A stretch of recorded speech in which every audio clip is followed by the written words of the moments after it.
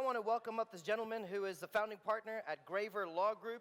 In addition, he's also partner mentor at Pulsar Venture Capital and his acceleration program. He's going to be the moderator, introducing you and having a conversation with the judges who are all investors.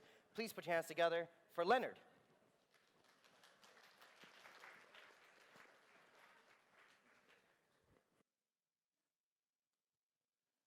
Well, thanks everyone for coming. Thank you very much. So we're having so this is how it's going to work. We are going to have a short session on human and ecosystem. How the shared economy, communications, shared marketplaces, transportation, and various sort of infrastructure innovations sort of are gelling together to make our the life that we're going to enjoy over the next 20, 30 years. And we have an amazing, amazing group of people here to talk about this. So first, let me invite, excuse me, Shreya Mahesh. She is with Spiro Ventures. Thank you, Shreya. Yeah, just go ahead and find your name there. I think you're right here, right here. Yeah, your names are right here. Mike Shu from Folsom Capital. Come on up, Mike. Mike, you're right there. Randy Williams from Keiretsu Forum. Randy, please come up. I like that applause. My good friend and partner, Pavel Korolev from Pulsar Ventures. Pavel, where are you? All right, we're waiting for Pavel. Eric Benamou from Benamou Ventures. Eric, you are right there. Oh, I'll do it. Please here.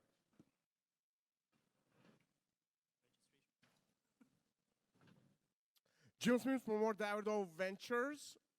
Jim, thank you.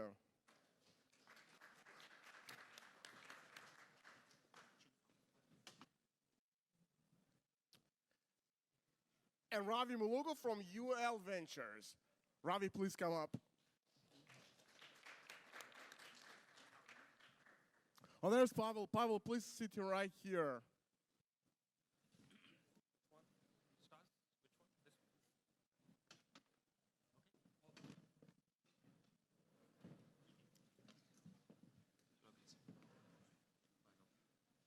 Well, thanks everyone. Thank you for coming. So first we're going to have a short discussion, and then our wonderful startups will get a chance to impress the audience and the investors. So the topic for today's conversation is human and ecosystem. I don't really know what that means, but maybe somebody can add. Shreya, what on earth does that mean?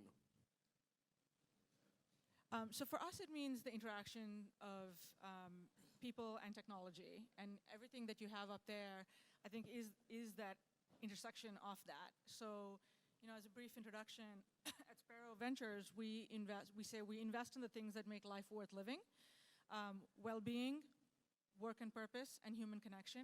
And all of that is about how does technology interact with human beings to have an impact, a positive impact on the world. Thank you.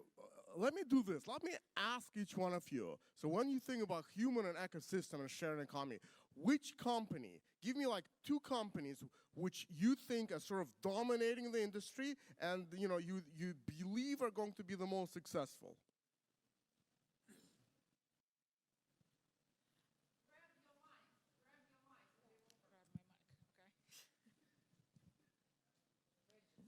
Personally, I'm a fan of technology that allows human beings to form authentic human connections. And so I'm a fan of Zoom and Slack for a number of reasons, including the business model, including the fact that they are going to enable human beings to have increased access to opportunity, regardless of where they live.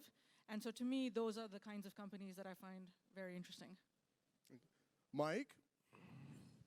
Okay, I think it's a very easy question for me because I was originally with Microsoft, big Microsoft fan. Of course, I think, I would think, it's going to be a continuous to be successful in developing a human and ecosystem integrated world. And to me, this topic is really about how, technology help people to digitize their life on a continuous basis. So, yeah, I think, in the past decade, no matter where it's in the US or maybe in China, where our company is headquartered, we witnessed the involvement of lots of apps, super apps, how it helped digitize, people's life and enterprises. So, yeah, that's my answer. Thanks, Mike. Let me follow up. Microsoft. 5 years ago, Microsoft was old-fashioned, obsolete, fuddy-duddy. Now it's the most valuable company in the world. In a few words, how do you think what did Microsoft do right to make itself relevant again? Well, I wish everybody in the room actually read the highly popular book called Hit Fresh. And I think that's a very bold and a big bet for Microsoft to transform itself from a license-based, legacy business into the, digital era, the cloud-based, SaaS-based business model. So I think it's very important that, how, technology is going to evolve itself, in accord with, the digital ecosystem change, like how people are now more adaptive and embrace more about the digital technology every day in every use cases, applications. So, yeah, so it's all about the architecture advancement. Thanks, Mike. Yeah. Randy, your turn. Couple of companies, one or two. Well, we've been blessed to have a foundation, a charitable foundation. We're now almost 20 years old, and we've given to 115 faith-based charities. And I've noticed, and we have 53 locations around the world. We have now 3,600 members. And I saw over the last couple of years, yes, we want to make these charities sustainable and make an impact. We're starting to see more and more of our members, have gray hair. Not all of them, a lot of them millennial members, but we want to make them impact and we want to invest accordingly. And so getting back to the theme of about an hour ago about women-led companies, we're seeing now 20% of our membership is now women. And we're seeing a lot of our fundings going and channeling. In fact, I was sitting with Pitch Johnson earlier and we just invested in a company I didn't know. And he said, hey, it's women-led. I said, yes, that's what resonates with us. So make an impact sustainable both in charity and also investing. Thanks, Randy. Eric? Your turn.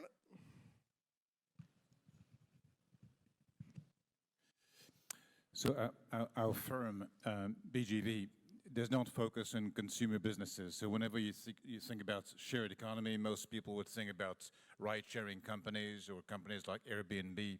This is not at all what we do. We focus on enterprise technology, B2B, but this doesn't mean that there's no marketplace there. There are ecosystems, but there are different. We're very passionate about how today enterprises, big, medium, and small, try to become much more intimate with all of their customers. They try to understand their customer journeys. They try to understand it from a digital perspective, and they want to map this into relationship building opportunities.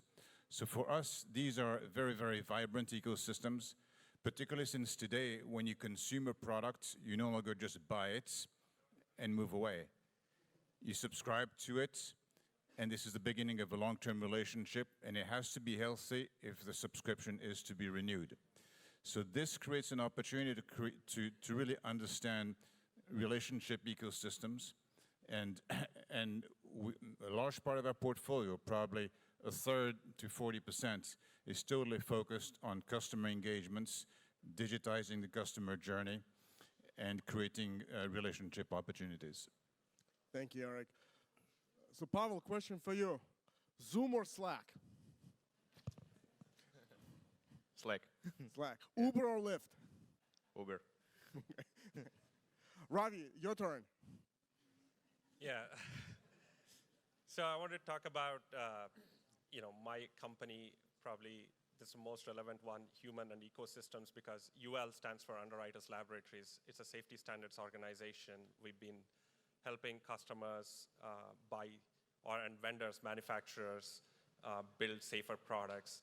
And through testing, inspection, certification, and also through safety standards, we try to bring more good products, quality products to the market. People view our brand as equivalent to trust. So, for example, if you think about autonomous vehicles, cars, who's thinking about which vehicle has got the safer software? I think we are working towards developing those standards and working with regulators to, make sure, the software within those cars are tested and make sure it is reliable and can run safely. So, and I'm with UL Ventures, the CVC arm of UL, and we invest in innovative startups in autonomous systems, cybersecurity, digital manufacturing, and digital health. So we touch all aspects of the human ecosystem, meaning every year 22 billion products get the UL logo, from the flat screen televisions on the wall to the very mattresses that you and I sleep on have been tested by UL in some form or fashion. And last but not least, Jim. Thank you. So I wanted to touch on a different related topic to the shared economy and marketplaces, and that is many shared economy and marketplace companies are predicated on the fact of monetizing unmonetized resources. And with that, most of these companies also generate enormous amounts of data. I think one of the flip side of that coin is that there are also extremely strong winner-take-all dynamics in many shared economy and marketplace-type companies. And those winner-take-all dynamics, while they're great for investors, can often have negative social consequences. And I think that's something that not only there needs to be kind of a social recognition in dealing with that, but from the standpoint of entrepreneurship, I think that that will provide additional opportunities as we go forward.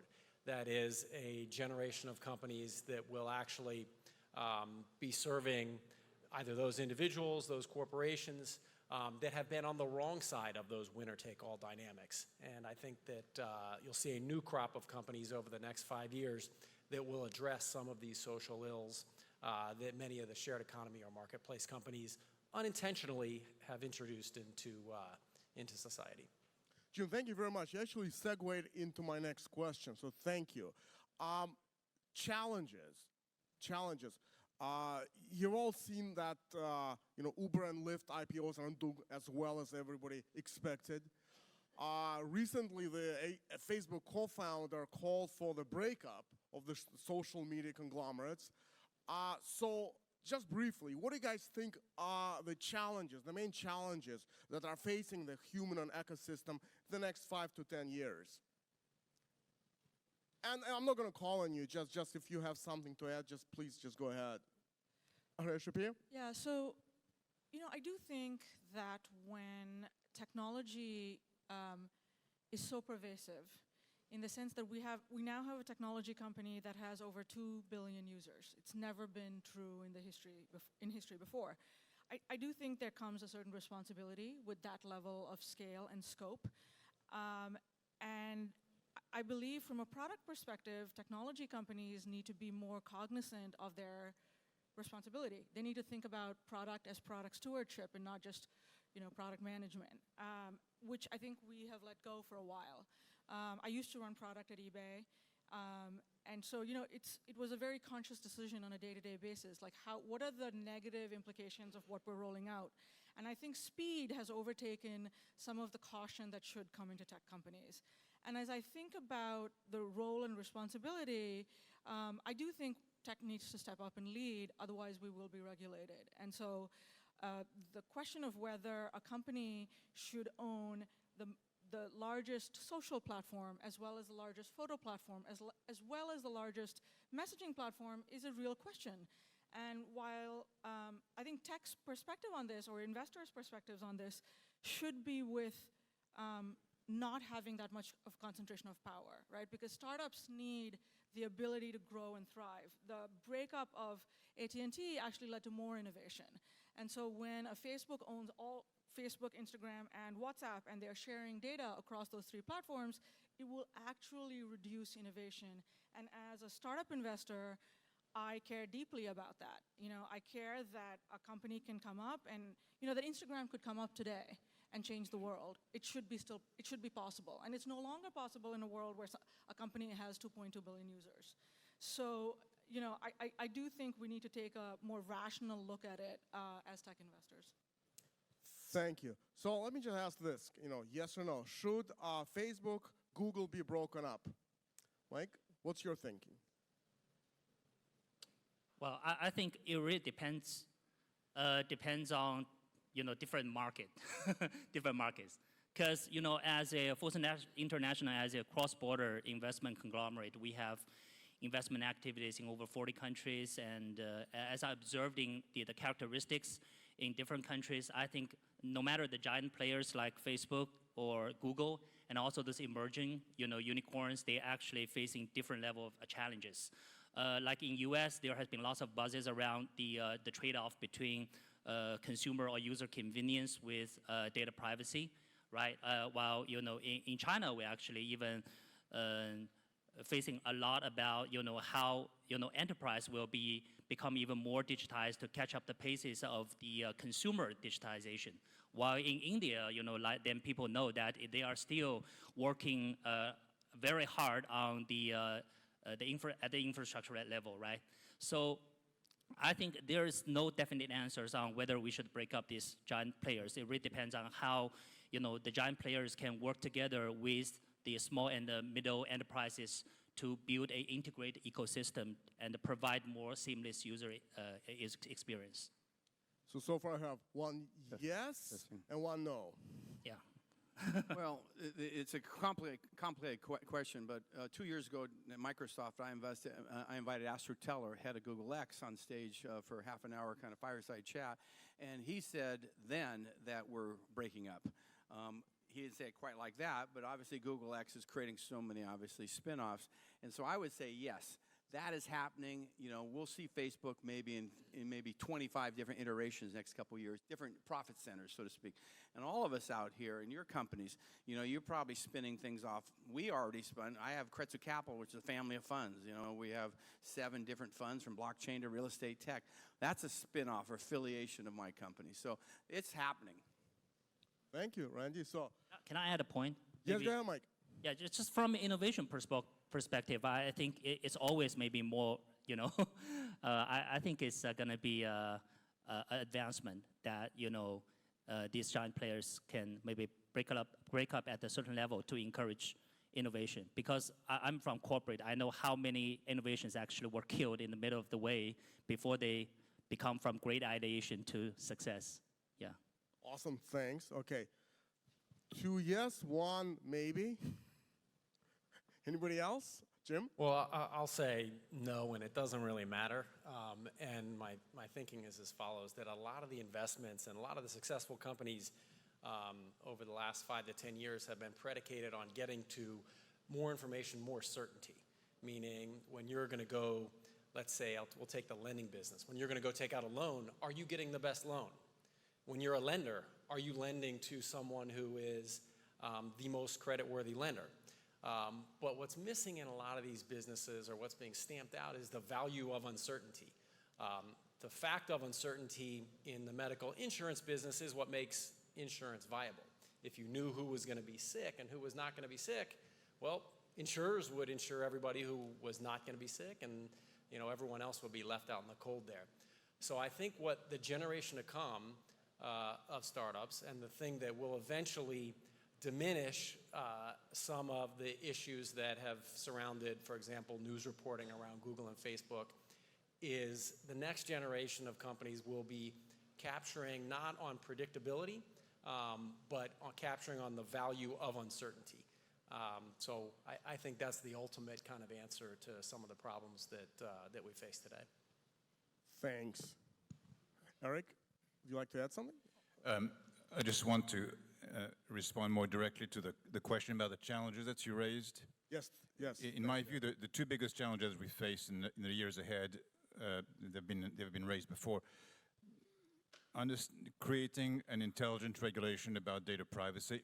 I think we've come to understand that large-scale platforms like Facebook and others are not just platforms. They bear responsibility for how the content that they use or promote or expand can sway political opinions, for example.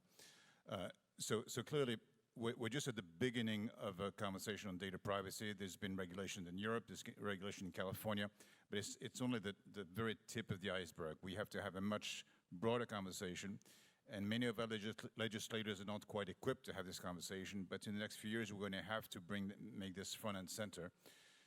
The second biggest challenge, in my view, that we face in this technology-driven economy is that we're going to kill a lot of jobs very fast.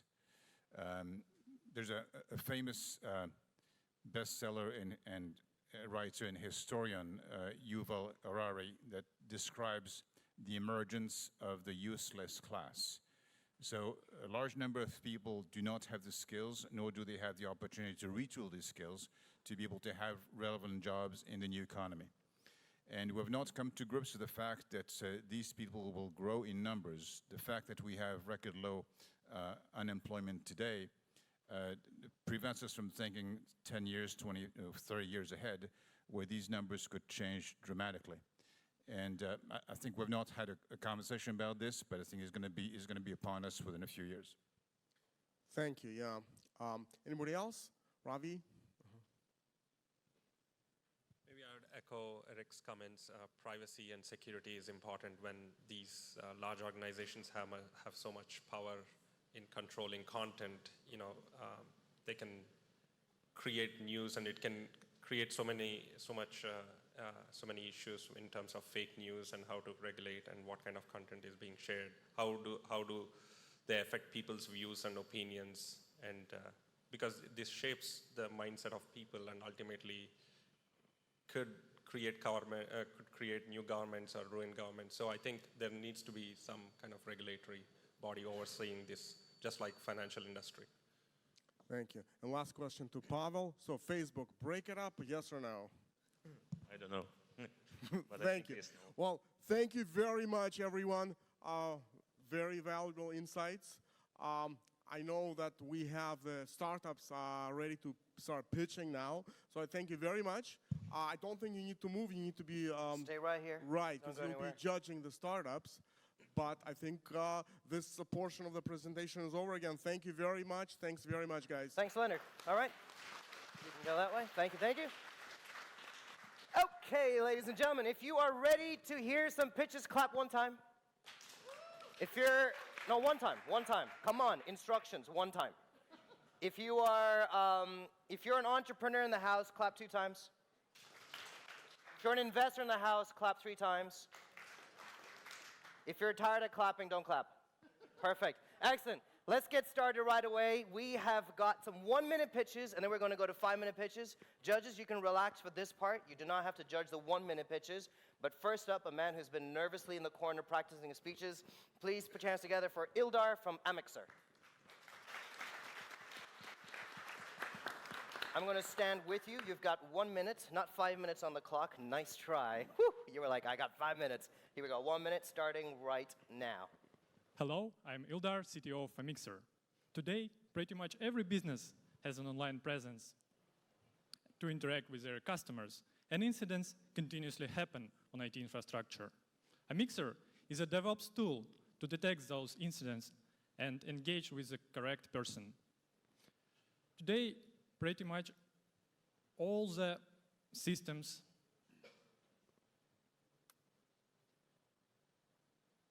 There are a lot of systems on the market, and PagerDuty went public with 1.8 billion market cap. We take all the benefits of existing systems and combine them with the most modern approach. We work completely in Slack, and we are using the most modern and popular agile technology, SRE. Please find us at the booth at the main hall. Thank you all. All right, thank you. You can keep that. Super, super. You can go in that direction. As you can tell, I make it look like a lot of fun up on stage, but it's scary. Your faces are scary. So please smile a little bit, make them feel good, clap when they come up here. because it is hard, especially in 60 seconds. I'm very excited. As you know, this is a very international crew. We've actually got the Deputy Consul General of the Consulate of Peru here. So he's going to tell us about the special delegation that have come from Peru. Put your hands together for Fernando. Good morning, everyone. My name is Fernando Maita. I'm the Deputy Consul General of Peru in San Francisco, and I'm very honored to be here with such talent. I've been around all the booths. I've seen of all the important projects that many of you were working on. I'm very happy to introduce to these talented people from my country. We just want to close the gap between Silicon Valley and Peru, but also we want to bring these talented guys that they're with such smart ideas that for me was like really wow. All of them, they are in every single steps of the technology. They are in businesses like fintechs, the health. Just please take a look, invest in them. Trust us, there is a lot of talent in Peru. Thanks so much.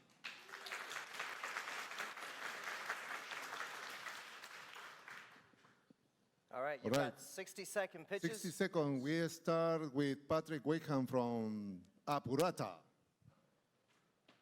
Hi. There are more than 180 million people, hard-working middle-class Latin Americans, without access to proper credit. Banks shy away from this $80 billion opportunity because these customers are hard to originate and difficult to service. We built Apurata to change this. Through our platform, we can profitably originate loans as small as $100 to first-time customers. These customers love us. 85% of them return after 90 days, leading to a lifetime value to customer acquisition cost ratio of 10.8 times. Over the last 12 months, we have grown our revenue 16% month over month, reaching a run rate revenue of $720,000 yearly. We invite you to join us to improve financing for the Latin American middle class. Thank you. Awesome. And now we have Lamia from Journeyfy. Okay. Hi, everyone. I'm Lamia from Journeyfy. We are a wellness coaching marketplace where you can find a nutritionist, a dietitian, a life coach, or a health coach. This is a $25 billion market in the US alone, and it's very fragmented. So what we are trying to do is connect all of these independent practitioners that are certified with users that are actually in need of a wellness coach. Currently, we are working with companies that are worried about employee burnout because one-on-one coaching is the most effective way to solve for that. So these companies are actually doing co-pays or sponsoring the sessions for the employees, and through that, we are seeing tremendous results. So if you are a coach, or you're interested in looking for a coach, or you want to sponsor coaches for your employees, find us at the booth in the general area. Thank you. Thank you, Lamia. And now we have Nadia Pasos from Digital SPV. Hi. Digital SPV is going to help more of us to create a world that we want to live in. How? Through angel investing, which we all know is an innovation. It's an engine for innovation and growth. And while it's so impactful on society and it has one of the highest potentials for ROI, only a small percentage of us participate. Why is this? Two main reasons. The pain point of entry. It's a very manual and tedious process involving accounting and legal processes and as well as maintenance. Two, and probably most important, it's not a liquid investment. And most of us can't afford or don't want to keep our money parked somewhere for 5 to 10 years. This is why Marcelo Claure, the COO of SoftBank, chose DSPV as the winner of the Miami Herald Startup Competition because DSPV solves for these two pain points. How? Through automation and through secondary sales. So DSPV encourages more of us to participate in more startups. Thank you.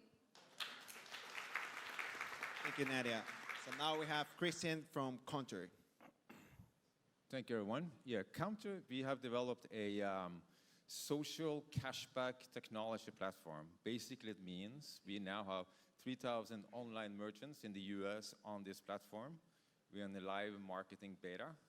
Basically, you share the cashback you earn from the merchants with friends and family you invite onto the platform, and they share with you. But you also give some to a charity of your choice. This is a great platform to raise money for charities and also for disaster relief. And right now, we're actually raising some capital to add 30,000 plus offline merchants with a large partner onto our platform. This is actually live on the iOS App Store right now. Thank you. And closing the presentation from the land of the Incas, tech, we have Jaime Ramirez from Preventor. Hello. Today, financial institutions, institutional clients spend billions of dollars complying with the Know Your Customer and anti-money laundering requirements, approaching the problem by themselves, not in a collaborative network. On top of that, they're not GDPR compliant. Preventor is a financial identity management solution focused in solving privacy, identity, and compliance problems. Building a disruptive collaborative ecosystem, Preventor will enable financial institutions, institutional clients, and individuals to work together in a collaborative network in multiple layers. Not only will comply the Know Your Customer, the Know Your Business, they will know the Know Your Customer, beneficial ownerships. The most important part is that they will be GDPR compliant.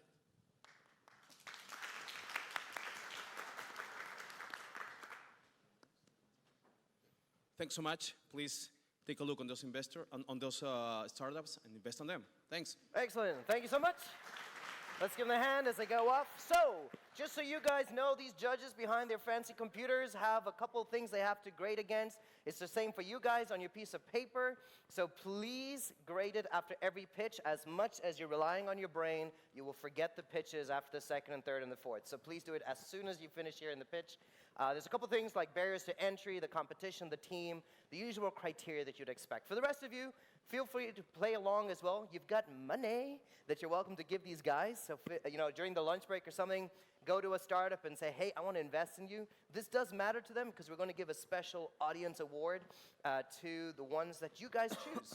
So that is it. Stas keeps tripping on stage. Have you noticed this? It's like the second time. It's the shoes. You got to like test the shoes out on the stage. There we go. Excellent. If we are ready, we're going to go with our first pitch. They have 5 minutes to pitch and then questions. So I'm going to come to you guys first if you have a question, and then we'll go to the guys at the table so they've got a question. 5 minutes of Q&A. We're going to time this because my stomach is making noises, and I can hear some of your stomachs making noise as well. So we're going to try to get to lunch as soon as possible. 5 startups. The first one up is Eric from Ottawa, representing Share, which is a co-owning real estate SaaS platform. Let's give it up for him.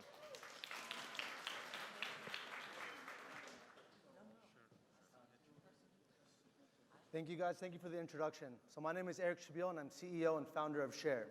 Share is the first SaaS real estate platform that actually makes co-owning residential homes easy and streamlined. Co-owning, let me repeat this, co-owning your primary home, so your first home, and co-owning investment properties. So we don't know, do people even co-own homes? Let's address that elephant in the room.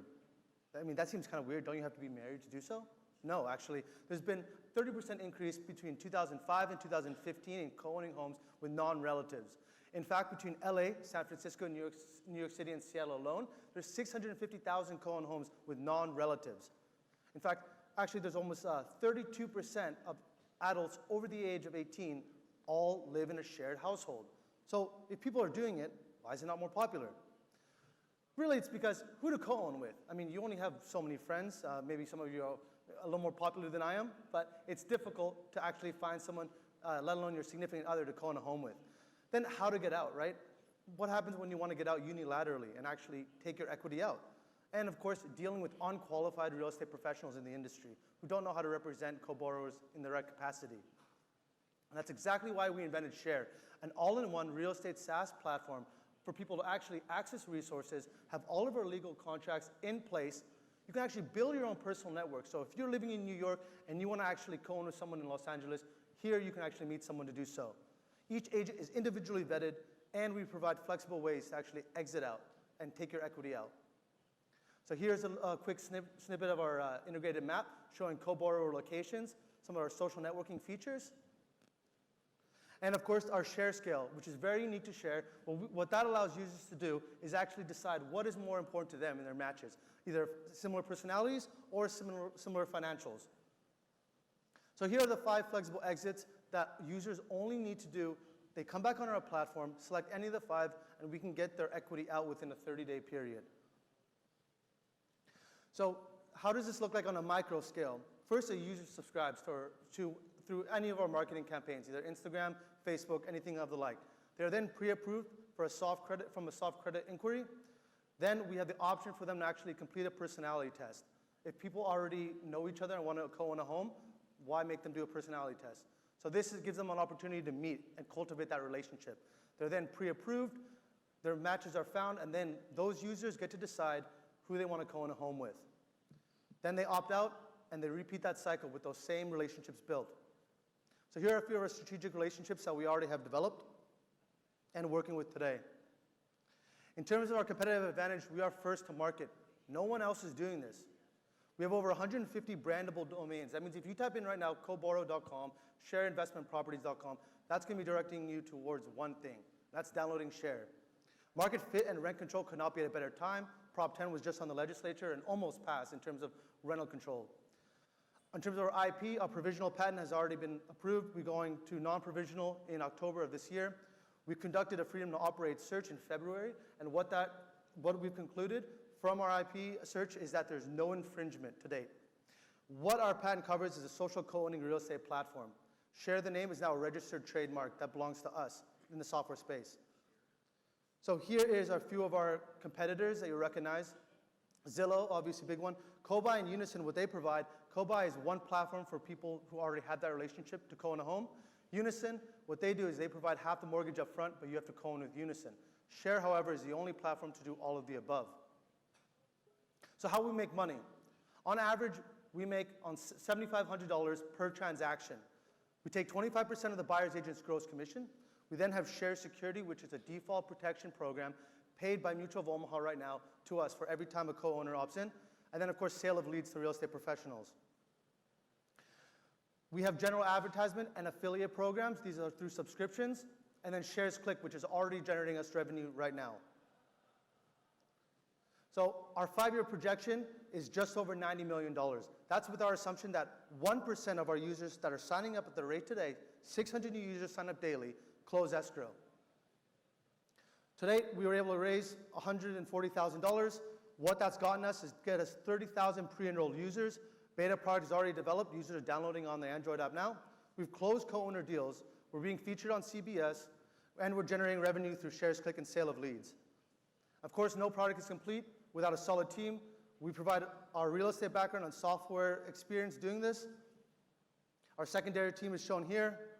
So what we're seeking is $650,000.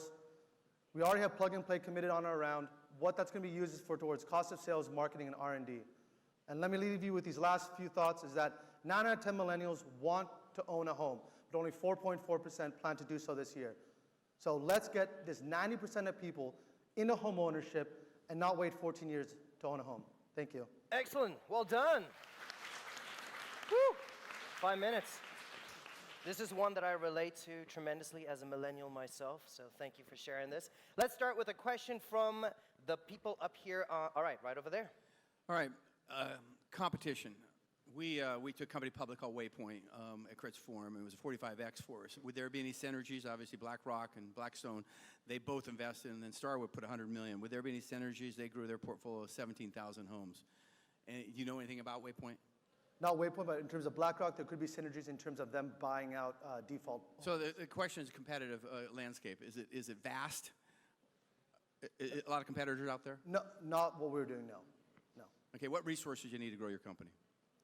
In terms of capital? Yeah, besides capital. Besides capital, really we need to form more synergies in terms of development companies as well, because our game plan is to eventually buy out these exiting co-owners and really build those real estate connections and own those homes eventually. Specifically, strategic money. What's the best strategic money you could get besides angel and obviously VCs? What strategic would you? I mean, would it be someone like BlackRock? Yes, BlackRock would be a great example. Yes. Okay, thank you. We'll see if there's any questions up here as well. Any questions from the people at the white tables? Yes, if there is, can you grab a microphone? And I want you to give your name, the fund that you're a part of. That is just water. Here, I can multitask. Let's get some water. Get a mic, get a mic, get a mic. Here we go. Super. This is why I work out. Okay, here we go. Thanks. So, First of all, name and fund that you're part of. Monali, Space Angel Network investor, and just joined Kiresu again. Okay, question. You talked about the big issue with the exits when it comes to co-ownership, and that's a barrier. How do you plan to solve it? In entire solution, you focused on processes, but not really solving that exit problem. So how we do that is users can go back on our platform, and how we facilitate that on our platform is actually we have a variety of lenders like Bank of America, Wells Fargo, all these loan originators who originally started this loan process. So they get notified and can facilitate that transaction. So the contracts and the strategic relationships that we have with these lenders, it lets them do so doing cash out refinance loans and a variety of other types of loans. So refinance is the exact, Correct. getting the cash out of refinance. Exactly, yes. And so what's unique to us is that we can waive that 3% times the principal. So we save our users around $30,000 by going to us because of our strategic partnerships. Super. Any other questions from the floor or from the stage? In that case, that's fine. Guys, get quickly scoring the startup over here. We'll give you 60 seconds to score them. And thank you so much for joining us. Thank you guys for your time. All right, well done. So you guys are welcome to join as well, bit.ly/SVOD. I think that is where you can find the scoring card as well if you'd like to participate in scoring with these guys. Now let's bring up our next speaker, next founder. His name is Scott. He's from Vancouver, and Cater is the name of the startup. It's a mobility-as-a-service company building an integrated intermodal transportation platform. He's now got his clicker. Let's give it up for Scott. All right, enjoy. Good morning, and thanks for the opportunity to talk a little bit about what we're doing at Cater. Just by a quick way of background, this is my third tech startup as CEO. My first one was a company called Earthcast, which we put cameras on the International Space Station. We took it public, raised a couple $100 million, mainly from Fidelity. I stepped down 5 years to the date from when we started to do another satellite company, which was a satellite Internet of Things network. And we're in the process of selling that to a strategic investor, which is going to work out pretty well for everyone involved. And I'm now with Cater. And what we're doing is building out a mobility as a service. The clicker doesn't seem to be working. Building out a mobility as a service platform, which allows us to integrate different modes of transportation into a single network. We're building out a mobility as a service company, which is the concept of integrating different types of transportation into a single platform. We're based in Vancouver. We've raised about $4 million. We launched the service 5-6 weeks ago in early revenue, and we're looking to scale from here. Mobility as a service is the idea behind integrating different types of transportation into a single platform, integrating ride-hailing, taxis, public transportation, car-sharing scooters, operating from a single network, a single transportation network. So imagine, if you will, you're coming to this conference from Sausalito. It's on the other side of the bay. It's kind of a long ways away. You're going to take some type of transportation. Right now, you would get on the bus. The bus takes you to the ferry. The ferry brings you over. You get into the city. You call an Uber or something. He takes you to the BART, Caltrain. You end up at the station out here, and then you try to find something for the last mile. Maybe it's a scooter. Maybe it's a bike. Maybe it's another lift, whatever it is. The point is it's 6 or 7 different types of transportation. What we're doing is issuing you a boarding pass. So you enter where you are, you enter where you want to go, and we give you some recommendations based on cost, duration, arrival time, departure time, similar to what you do when you book a flight right now. You download the boarding pass, you get on the bus takes you to the ferry, you get to the ferry 10 minutes before you leave, you scan your phone, you end up in the city, there's a Uber waiting for you, some kind of ride-hailing waiting for you. It's car number 327, the guy's name is John, he takes you to the BART, You get on the BART, Caltrain, end up out here, and out here there's a taxi, a yellow cab. And it's car number 657. He's got a 5-star rating. It's safe, it's seamless, it's integrated, it's all working together. And the point of this is that all cities, all forward-looking cities around the world right now are re-examining their relationship with ride-hailing. Whenever they do any kind of study or research or survey on congestion, ride-hailing is always listed as a cause of congestion. There's all kinds of causes, of course, bad planning, bad public transportation, overdevelopment, bad infrastructure, whatever it is, but ride-hailing is always listed as a cause. And what we're trying to do is come up with a holistic solution that addresses all of the issues as opposed to just single giving customer service, but brings in other stakeholders, congestion, pollution, and all the rest of it. From an industry standpoint, of course, it's massive. It's $100 billion a year. It's growing at 35% CAGR. It's going to be $250 billion within a few years. It's going to be $1 trillion within a dozen years or so. When you narrow that down to our niche, it's much smaller. And our niche is dominated by, or it's fragmented. 7 or 8 different companies, kind of the leaders. There's a couple of the incumbents doing pilot projects. Uber is trying to figure out something with Denver where they can put people onto public transportation. When you look at this and you're trying to work with cities, it makes it incredibly difficult to scale. If you're trying to negotiate with the city of San Francisco's transportation department, it's very, very difficult to scale. But when you get in and you form those relationships, the barriers to entry are massive. And when we look at different cities around the world, we're based in Vancouver, Montreal, Austin, Texas, Italy, lots of parts of Europe actually don't have ride-hailing for the exact same reasons that I talked about, which is it's just too much. It just creates too much traffic on a city. And so we're getting calls inbound from all kinds of cities saying, can you partner with us? Here's where we are. We've launched in Vancouver, of course. We have the regulatory approval for Vancouver. The app is developed. We're in revenue. Over the next 5-6 months, we're going to integrate with a couple different modes of transportation in Vancouver and then look to scale it from there. Thank you very much. Thank you very much. Apologies for the tech failure, but I think we're all good now. Questions? Yes. I'm just curious how you actually change or solve the ride-hailing problem, because it seems like, based on what you described, it was removing the friction, but not actually changing consumer behavior. So I'm just curious how you do that. Yeah, I don't think it's changing behavior. I think people are going to use what they're going to use. It just makes it much easier for people to use. And then, in fact, if we can take some people off the roads, that's a good thing. So that's one of the points, using public transportation, making public transportation work better, and then ultimately make it a seamless, so if you're going from here, it's not broken up, choppy, 5 or 6 different types of transportation, it's one, like a boarding pass. Okay, a very straightforward question. How do you make money? How much money do you plan to burn before you make break even? Yeah, so one of the things about ride-hailing is if you're not spending $1 billion on autonomous vehicles, the model actually is profitable. So in Vancouver, we've just launched with our own fleet of cars. Each car generates $1,000 a day. That's kind of our model. We make money from our cars in Vancouver. We're not going to have cars in other cities, but our cars in Vancouver. We make money from dispatch if we integrate taxis. And in fact, cities will pay us every time we put someone on public transportation. They will pay us because we're doing their job for them.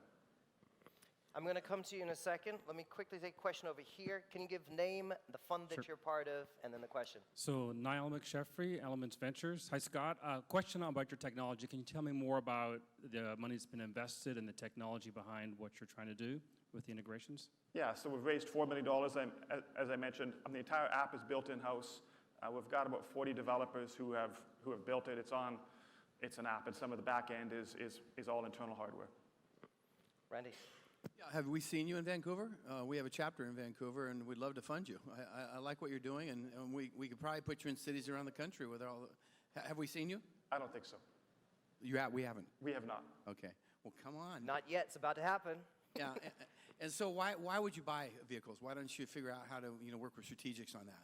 So Vancouver is a little bit of a different market. It's very unique. It doesn't have ride-hailing right now for regulatory reasons, basically. And so in order to launch in Vancouver and get into early stage revenue, we had to have our own vehicles. As we move into other markets, that's not going to be the case. It's a little unique. So some of the other markets in Canada as well as international, we wouldn't have our own fleet. We got time for maybe 1 or 2 more questions. Yes? What demographic is kind of your initial target demographic here? Meaning professionals? Are we talking about younger folks? is there some tie-in with public transportation that would correlate with the demographic in public transportation? Yeah, I mean, it's anybody who perhaps wants to drive less, first and foremost. I think the US market is a little different than some of the other markets, particularly here in California, given cars and all the rest of it. But it's people who use public transportation. Any other questions from the floor, maybe? Anyone around the white table want to share, ask a question? What do you think about Uber and Lyft trying to do the same as you're trying to do? So I think they're struggling with it, obviously, given that when city regulators look at the problems that they're trying to solve, they always list those two incumbents. And so for a smaller company that doesn't create some of the issues that the cities are trying to inherently solve, come up with a solution that is much more holistic, the reception that we've received has been phenomenal. Scott, I want to thank you for your time. Thank you. All right, well done.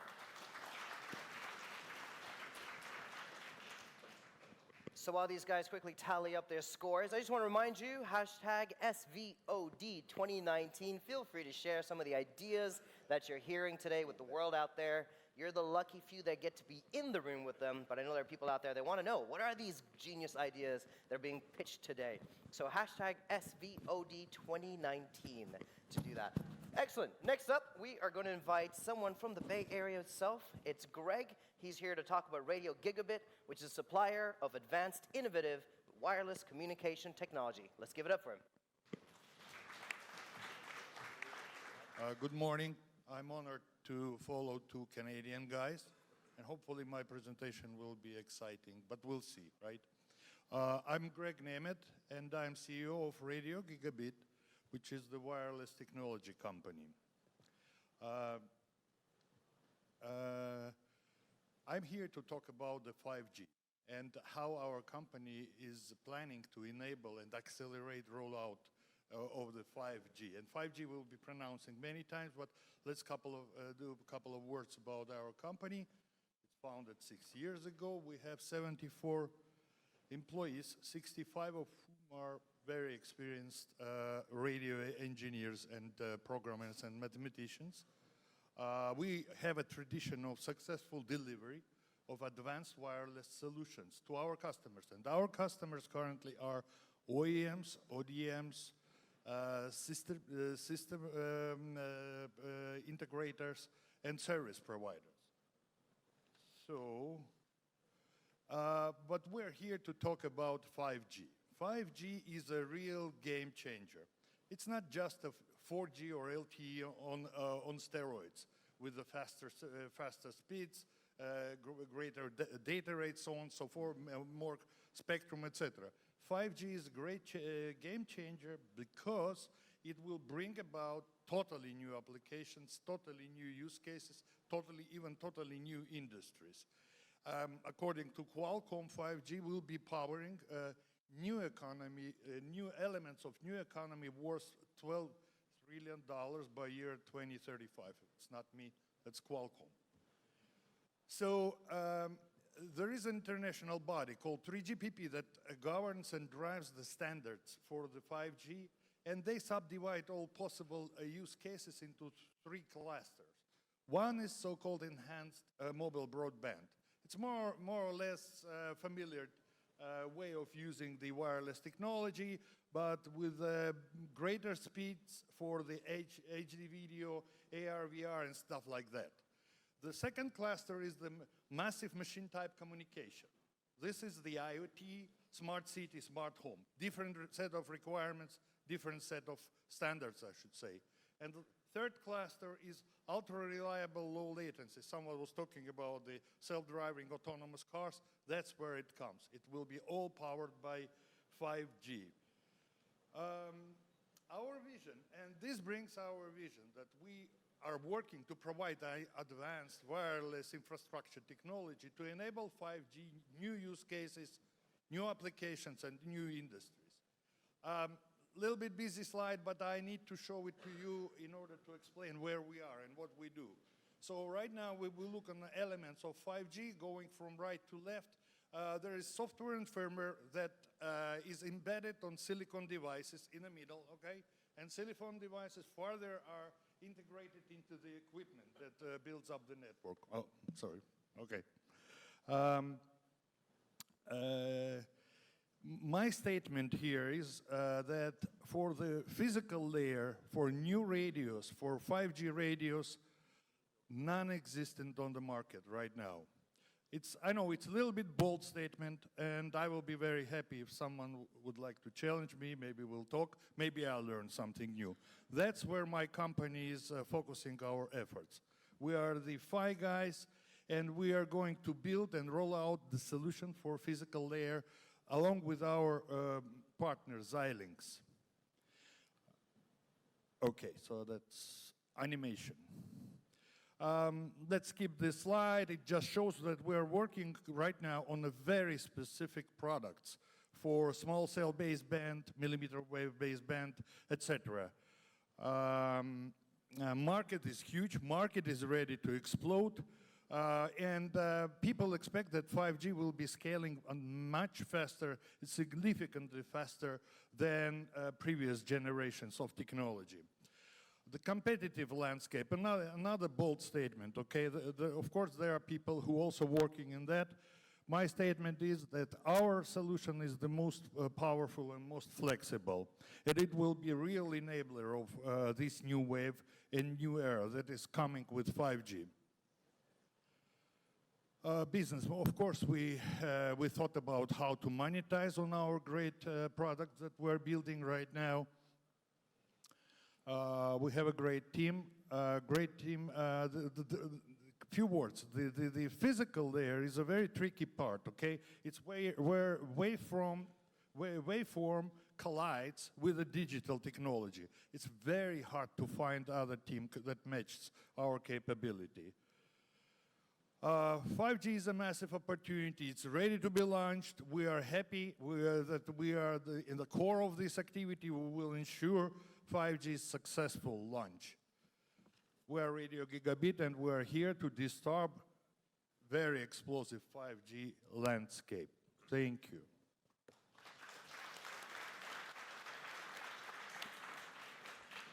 Great presentation. Who wants to start with the questions? Go for it. So who do you expect to be competing with you for those sockets? Who I will be competing with? Who do you expect to be competing with you for those sockets, for those physical layer sockets? Well, it's a very interesting question. Well, first of all, Qualcomm announced that next year they will be releasing the chipset for 5G, okay? But Qualcomm, I understand it's in the business of hundreds of millions of units of volumes, right? But there will be applications that we don't, the 5G is like, for us, it's like internet used to be 30 years ago. No one really knows which application takes the precedence, okay? And what are these applications?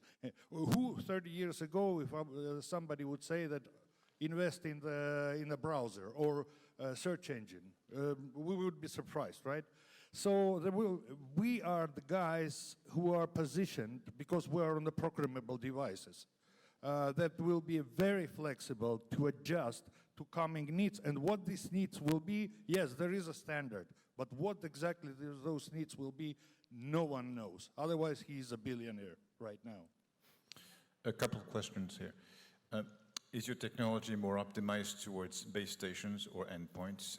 And No. secondly, what's the power consumption that we should expect on a... Right. Thank you for the question. It's a base station, actually.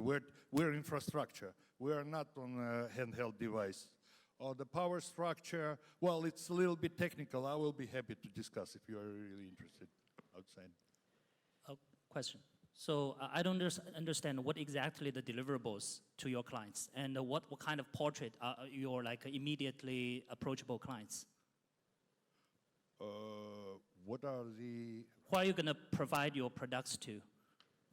Who are they? Who are your clients? Oh, my clients. Yeah. Okay, got it. Okay. And what so exactly right now, are your well, products? let's divide what's happening right now and what will be happening in the future, okay? Right now, my customers are the OEMs, the equipment manufacturing, OEMs, ODMs, in certain cases, service providers are customers, and system integrators. So that's right now. Moving forward, our actually initial major sales channel will be Xilinx. they will be referring to the customers without. We will be building our product is IP blocks, essentially software and firmware that resides on their programmable devices. It will be equipment manufacturers, but there will be new guys, okay? There will be service providers, unheardable services. They will come and we will supply our solution to them. Can we get some questions from the white tables over here, please? Anyone got a question over here? Over there. All right, let's go back to you. Next time, we'd love to see your business model. We'd like to see what your projections. We'd like to see, like the numbers.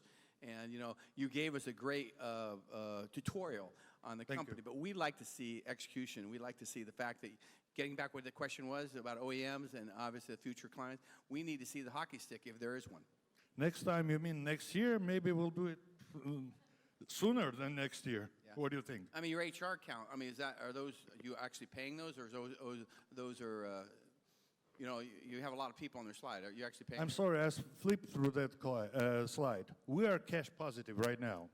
Our revenues right now coming from NIR, non-recurring engineering, and we also deliver solutions to the equipment vendors, and they pay us royalties, okay? Does it answer to your question? As far as the specific details, these tables, P&L projections, cash flow, yes, of course, we have all of that, but they're boring for this audience. That's why I didn't bring it. There's a lady in the middle over there that wanted to ask a question. Do you still want to ask a question? Come on up really quickly. We've got like 40 seconds. You got 40 seconds to answer this question, all right? Sal, super. Give your name, please. Liana Antonovich, Seattle, Washington. Huawei is a company that desperately fights to enter 5G market with its hardware. Yeah. They have an advantage of providing a very cheap... Sorry, is there a question here? Yes, okay. add-on that minimizes the cost of 5G deployment for 4G-based Europe and other countries and territories. How your technology helps to fight this market attack. Good question. And you've got 10 seconds to answer that. Yeah, actually, very good question. We're, Huawei, there are 3 companies, okay? Huawei, Ericsson, Nokia, that's it. We call them incumbent or traditional vendors. Huawei is one of them, okay? I'm pretty sure Huawei in their offices has maybe 1,000 engineers who are working concurrently on these things. But whatever they will come up, frankly, I will be open here, right? We're all friends. It will be internal for their product, that's it. I don't know how fast they will react to multitude of new applications that will be emerging on a monthly basis, okay? I don't know, probably not very fast. We talk to Huawei, actually, you know. We talk with everyone. It's a relatively small world. So yes, they're developing, they have good engineers, but we are the only independent company that will offer to entire world. Greg, thank you so much. You can keep the mic. You can keep the clicker as well. Thank you, I didn't think. Excellent. All right, let us go on to, oh, this is interesting. In 2014, they were a trading company, then they moved to becoming a tech company, and now they were accepted into 500 startups' first ever Russian batch, which is really cool. Please welcome up Anton, representing Yorso. Got a mic? Super. Well, I hope it works. Hi everyone, I'm Anton from Yorso, and actually we work with the fish and seafood industry, which is still in the dark ages. You know, like relationships and trading are still done like centuries ago. Take a look at the picture I did just 3 weeks ago in Barcelona fish market. Do you know what it is? This is online, real-time order processing system done with pen and the paper, and each sticker is the order for each client, containing the information about article, stocks, and the prices. And well, you know, it sounds believable, but only 1 out of 100 deals in this multi-billion industry today done online. And most automation tools are fax machines, email, and WhatsApp. Our mission was to change that. So we started as a small trading company in 2015 to understand the business and learn it from inside. Then we automated ourselves and bring our clients online. And finally, we come up with the full supply chain management platform. Today, Yorso is not just an online platform connecting buyers and sellers. It's a powerful web app that helps fisheries, processors, distributors, and restaurants to manage their sales, purchases, and logistics, of course, including document exchange and communication tools. In addition to industry-specific B2B marketplace, we have very focused CRM system, including email marketing campaigns, order processing, promotion, and of course, tenders for logistics. You know, think like Alibaba on steroids, but only focused for fish and seafood industry. And you know, the market like this. Today, more than 1,200 companies already registered in Yorso, and this number started to grow twice a year. We also do sales, and our clients love us. 93% of recurring orders gave us 5 million GMV last year, and this year will be a huge boost. I will tell you why. One of the biggest tuna processing company in Europe, Frima, signed a contract to go online with us, with Yorso. What does it mean? That by 2020, about 150 million GMV of this company may become part of our GMV, and we will have access to clients from more than 25 countries. Well, this is not at all. Just 2 weeks ago, I returned from Barcelona, and we agreed with a pilot project with the second biggest fish market in Spain, which is Barcelona, to make the pilot for them. And this association includes about 3,500 companies. It means that just having no external investments at all and doing our pilot, by the end of the year, taking just small commission fee using SaaS model, we can reach 100K MRR, and this is just like the optimistic forecast from our side. Well, it was possible because of two different reasons. First of all, probably we have really mature product already, and we bootstrapped for about 3 years on this market building this product by ourselves. And probably, which is really distinguishing us, that we are the only company which tries to do the end-to-end turnkey automation for this specific sector, for this specific industry, bringing offline into online, and of course collecting a lot of data and analytics about operations in this market. Well, the second is of course the team, because we have, you know, like both technical and business expertise. I've been doing software engineering and architecture for 12 years, building really large-scale projects, and even have appreciation letter for building the intelligent traffic system during Winter Olympic Games in 2014. My partner Dima, who is sitting here as well, he's in orange, you can find us easier. Well, he is doing 12 years international B2B trading in the fish and seafood industry. Last year, we took a small pre-seed investments from Pulsar Venture Capital, which helped us to break even. And 3 months ago, we successfully graduated from the ever first Russian acceleration done by 500 startups and Sberbank. Finally, we got into top 7 teams, and now we continue our acceleration here in San Francisco on the premises of 500 startups. Well, we really have a good velocity, and we continue to accelerate. So if you like money, speed, or at least fish, come with us on board, and let's rock this world of supply chain. Thank you. Nice. Well done.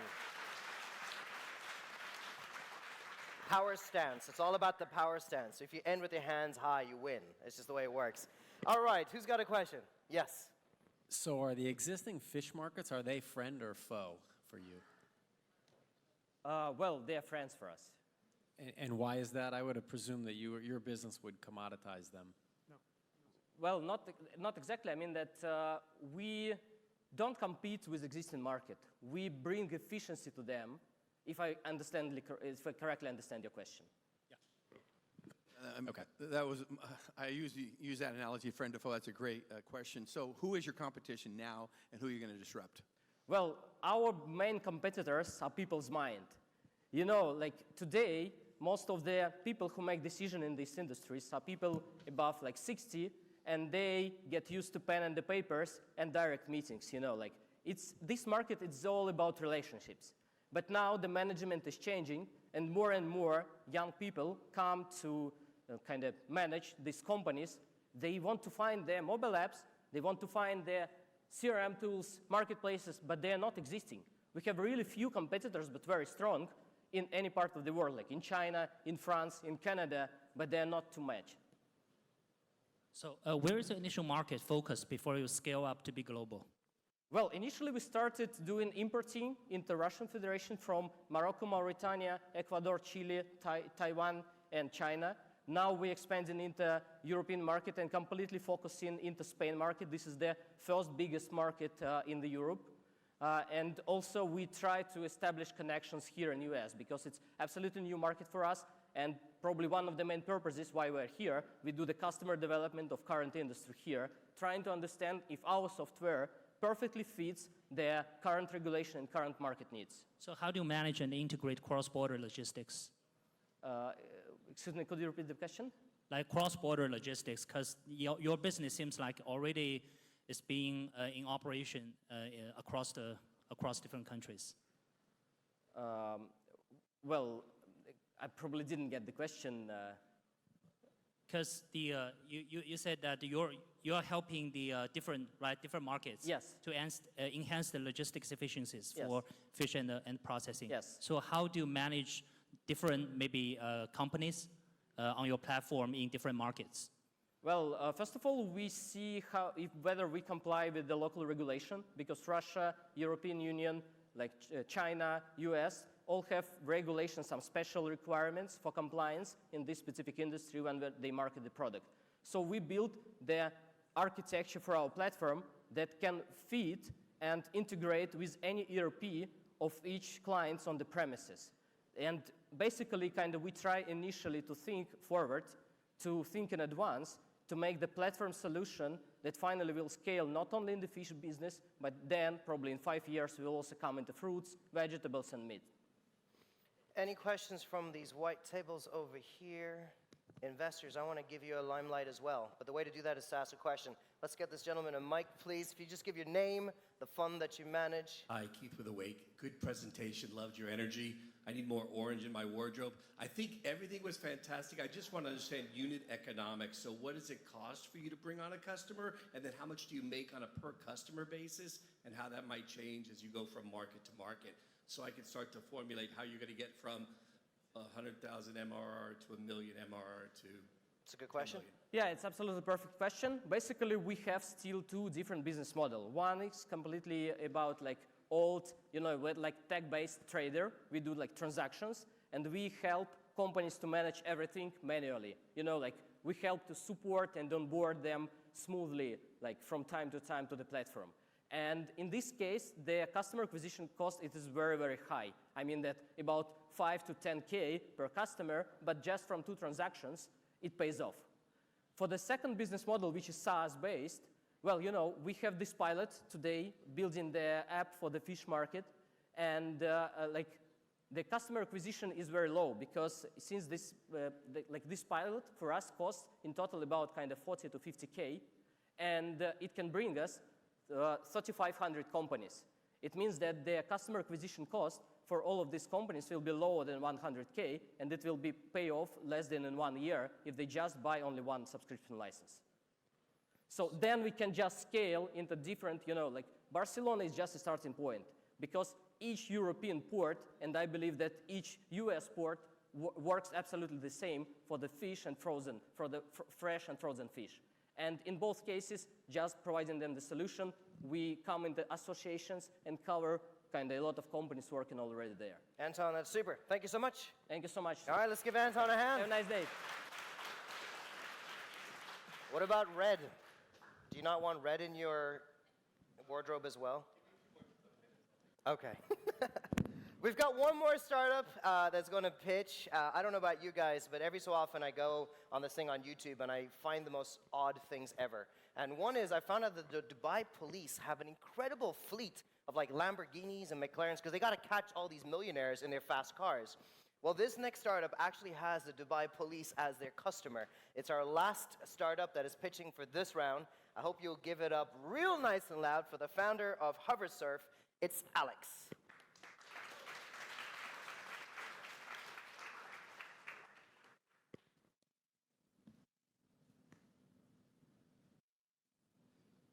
Remember watching these movies thinking, wow, I wonder when we'll have a flying cars. Well, hoverbikes is out there and the age of flying cars is finally upon us. We must leave our mark in history. Otherwise, why we are here? Top brains from China, Europe, Israel, USA, and other countries are working hard on the solution for the global transportation problem. A problem that affects all cities and it's draining more expensive resources, time. More than 100 hours per year are wasted in traffic by each citizen of big megapolises. Scientists and financial analysts have agreed on the same opinion. Flying cars should appear in the next decade. This is made possible by the evolution of drone technologies, artificial intelligence, new materials, hybrid batteries, and more. And this market will be huge. Morgan Stanley estimates upcoming market at $2.9 trillion by 2040. But to make it happen, we're still missing a key piece, a set of new technologies, including that new type of engines. Car technologies will not cut for flying vehicles. Plane and helicopters technologies are too dangerous and noisy. So it's time to invent something new. All attempts by competitors to create a flying car have led to the usual tilt-rotor airplane or multicopter helicopter. Our view is a bit different than others. HoverSurf is taking technologies to the new heights. Powered by our team of experts from different areas, united by one idea, to give people new freedom.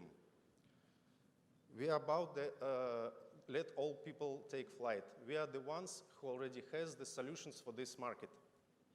Let me introduce you the formula. Our concept which demonstrate all the most advanced technologies in this market. The main question to which we give an answer with this concept is the safety. Safety is a key to success in this market. We are convinced that flying cars should not have any propellers or jet engines or complicated tilt-rotor systems. Everything should be as simple and safe as possible. A Formula flying car contains more safety technologies than even a regular car or ordinary plane or helicopter. To enhance flying safety, we use artificial intelligence, object recognition, ballistic parachute, engine redundancy, and more. The second one is infrastructure. We believe that the flying car of the future should be the same size as the car of the present. Not like a helicopter, not like an airplane, but like a usual car familiar to everyone. A vehicle that the current infrastructure can support. It gives us the shortest time to market. Formula is this. The third is technologies. Without the use of the latest technologies, it's not possible. This is more than classic aviation. This is a step into the future. That is why our concept is called Formula. It is a synergy of the most advanced technologies on the market. Formula is the flying car of the future, based on the revolutionary Venturi engine, an engine that's smaller, quieter, and much safer than the usual propellers or jet turbines. An eco-friendly engine that runs on clean electrical energy. Many of our competitors are trying to build the flying cars, but we have one great advantage. We create a flying motorcycle. We have success and popularity in this, and we want to inspire people, and we did it. This is the world's first legal and commercially applicable personal drone. We develop technologies for new industry, for urban air mobility. Our business model is to provide solution for this market from different elements, from engines, technologies, to flying computers, even a complete vehicle to our partners to enable fast time to market. If you believe in the future, if you want to change the present, we invite you on board on our flight, take off, and grow with us. Thank you. Nice. Come over here. Come over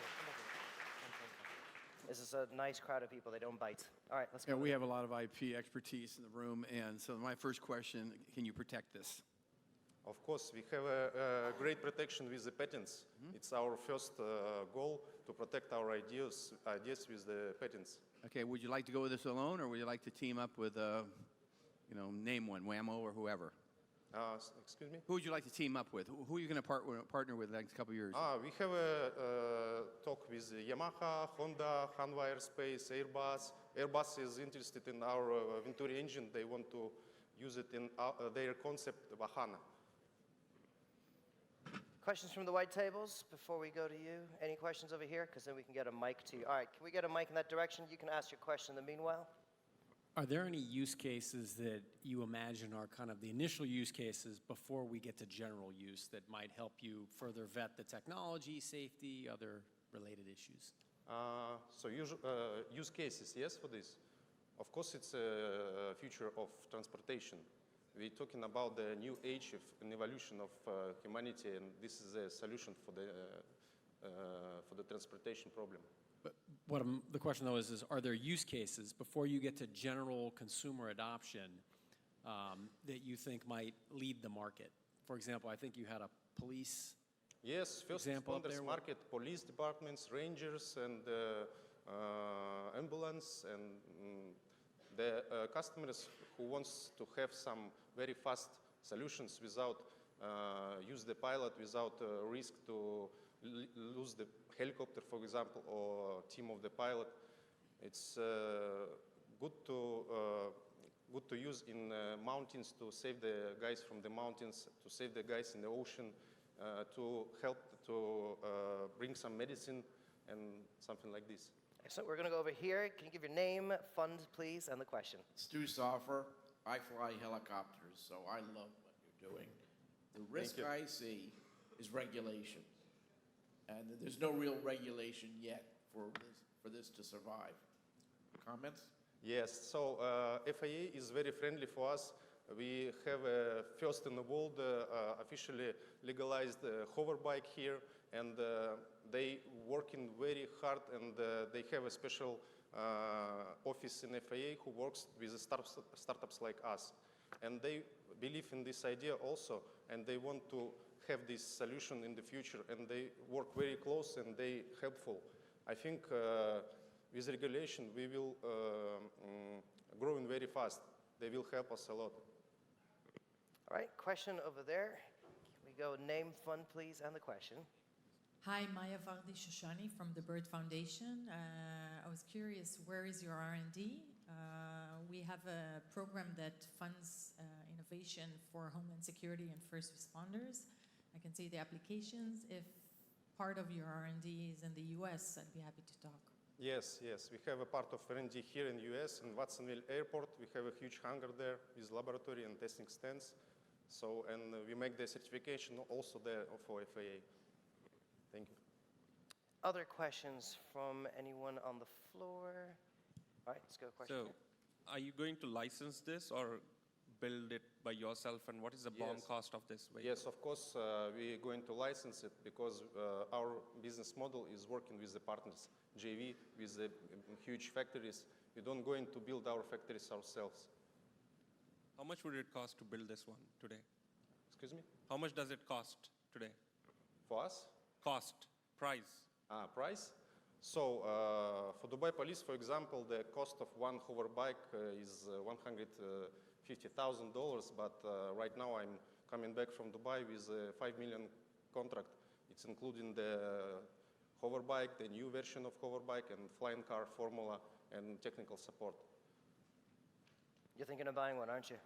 I am. Excellent. Well, thank you so much. Excellent. Let's give him a hand.